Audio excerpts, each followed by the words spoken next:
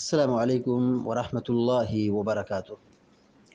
الحمد لله رب العالمين والعاقبة للمتقين، والصلاة والسلام على أشرف الأنبياء والمرسلين نبينا محمد وعلى آله وصحبه أجمعين ومن تبعهم بإحسان إلى يوم الدين، أما بعد.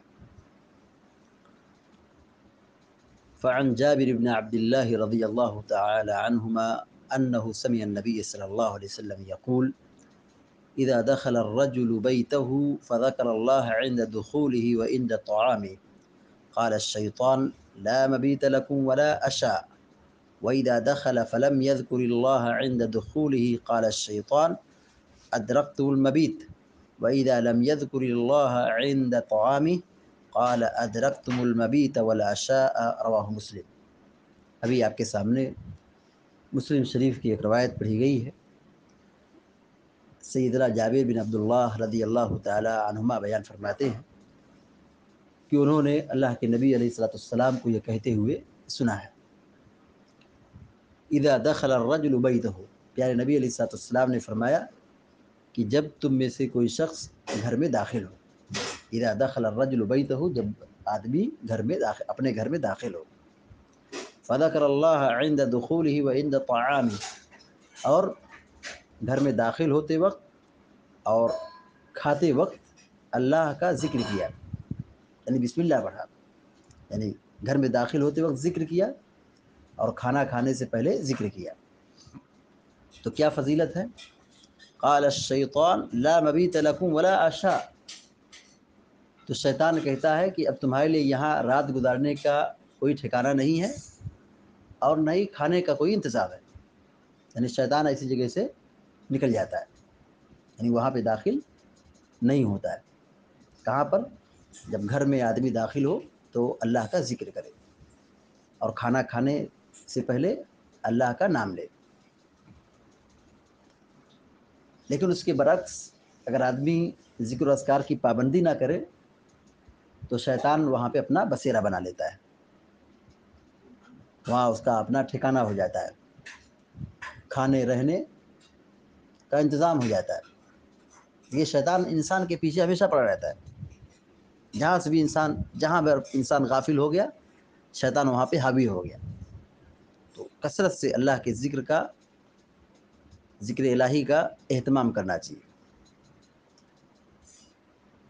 وَإِذَا دَخَلَ، پیارے نبی علیہ الصلوۃ والسلام فرماتے ہیں: وَإِذَا دَخَلَ فَلَمْ يَذْكُرِ اللَّهَ عِنْدَ دُخُولِهِ، جب آدمی داخل ہو اپنے گھر میں اور اس نے داخلے کے وقت اللہ کا ذکر نہیں کیا، قال الشیطان: ادرکتم المبیت، تو شیطان یہ کہتا ہے کہ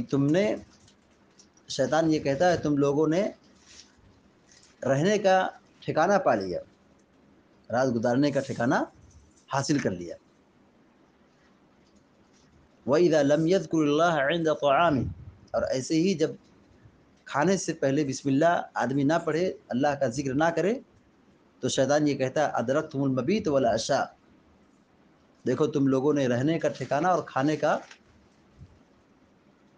ٹھکانہ پا لیا ہے، کھانے رہنے سہنے کا تمہارا انتظام ہو گیا ہے۔ کب کہتا ہے؟